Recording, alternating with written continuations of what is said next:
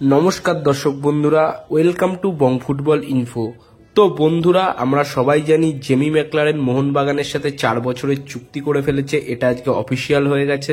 তো সেই বিষয়টা নিয়ে কথা বলবো এবং আনোয়ার আলী সম্বন্ধেও বেশ কিছু কথা বলবো এই ভিডিওতে। তাই তোমাদের কাছে রিকোয়েস্ট করছি ভিডিওটা স্কিপ না করে পুরোটা দেখার। আর হ্যাঁ, এরকম টাইপের ভিডিও পাওয়ার জন্য প্লিজ আমাদের চ্যানেলটা সাবস্ক্রাইব করে বেল আইকনটা প্রেস করে দিও। তো চলো এবার ভিডিওটা শুরু করা যাক। তো বন্ধুরা, জেমি ম্যাকলারেন মোহনবাগানের সাথে 4 বছরের চুক্তি সম্পন্ন করে ফেলেছে। আর জেমি ম্যাকলারেন মোহনবাগানে আসায় মোহনবাগানের অ্যাটাকিং লাইন আপ আইএসএল এর সবথেকে স্ট্রং অ্যাটাকিং লাইন আপে পরিণত হয়েছে। কারণ মোহনবাগানের অ্যাটাকিং লাইন আপে ডেমিট্রি পেট্টাটসের মতো প্লেয়ার রয়েছে যে 2023-24 মরশুমে আইএসএল এর গোল্ডেন বল জিতেছে।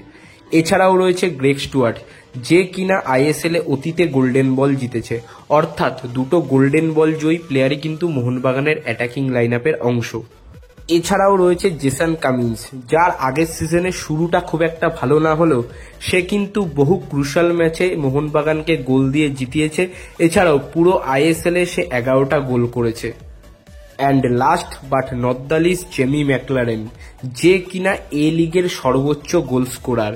এবং এই প্লেয়ারটা আসায় মোহনবাগানের অ্যাটাকিং লাইন আপ যে পরিমাণে বুস্ট আপ পেয়েছে সেটা কিন্তু আইএসএল এর অন্যান্য টিমের জন্য সত্যি একটা আতঙ্কের বিষয়। এবার সবকিছু নির্ভর করছে কোচ মলিনার ওপর।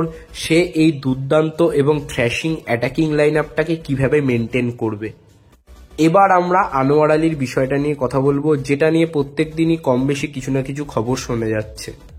তো বন্ধুরা, আনোয়ার আলীর বিষয়টা নিয়ে আমরা প্রত্যেকেই জানি যে আনোয়ার আলী মোহনবাগানের সাথে যে 4 বছরের লোনটা ছিল সেই 4 বছরের লোন কন্ট্রাক্টটা টার্মিনেশন করেছে। কারণ ফিফা রুলস অনুযায়ী যে কোনো প্লেয়ারকে 1 বছরের বেশি লোনে রাখা যাবে না, তার জন্য। অপরদিকে মোহনবাগান এর বিরুদ্ধে প্রোটেস্ট করেছে কি বলে, যে না, তার সাথে এখনো 3 বছরের চুক্তি রয়েছে। সেই হিসাবে আমি যদি সহজভাবে বুঝাই তাহলে ফিফা 2022 সালে এই রুলসটা চালু করেছিল এবং 2025 অবধি প্রত্যেকটা দেশকে সময় দিয়েছিল যে এই রুলসটা যেন প্রত্যেকটা দেশেই চালু হয়ে যায়। তার কারণ প্রত্যেকটা দেশেরই কোনো না কোনো ক্লাব কোনো না কোনো প্লেয়ারের সাথে বেশি বছরের লোন ডিল করে রেখেছিল, তাই তাদের জন্যই এই সময়টা দেয়া হয়েছিল। কিন্তু নতুন করে আবার এত বছরের লোন ডিল করা কিন্তু ফিফার আইনে ছিল না। আর এই রুলসের জন্য ফিফা যখন এই মিটিংটা আয়োজন করেছিল তখন এই মিটিংয়ে রঞ্জিত বাজাজ নিজে উপস্থিত ছিল। তাহলে আমার প্রশ্ন একটাই, রঞ্জিত বাজাজ যখন নিজে জানতো তাহলে রঞ্জিত বাজাজ কেন এই ডিলটা হতে দিল? এবং মোহনবাগানের নিজেদেরকেও সচেতন থেকে এই ডিলটার বিষয়ে আরও একটু ভালোভাবে কাজ করা উচিত ছিল, কারণ তারা ভারতবর্ষের অন্যতম একটা বড় ক্লাব। আর যেহেতু ফিফা বলে দিয়েছে যে নতুন করে আর 1 বছরের বেশি কোনো প্লেয়ারের সাথে লোন ডিল করা যাবে না, তাহলে যখন 2023 সালে আনোয়ার আলীর সাথে মোহনবাগানের 4 বছরের লোন ডিলের চুক্তি হলো, তাহলে এআইএফএফ কেন এই জিনিসটাকে স্বীকৃতি দিল? তাই আমার মতে রঞ্জিত বাজাজ ও মোহনবাগানের তুলনায় এআইএফএফ এর এখানে দোষটা সব থেকে বেশি, কারণ এআইএফএফ হচ্ছে ইন্ডিয়ান ফুটবলের সর্বোচ্চ সংস্থা।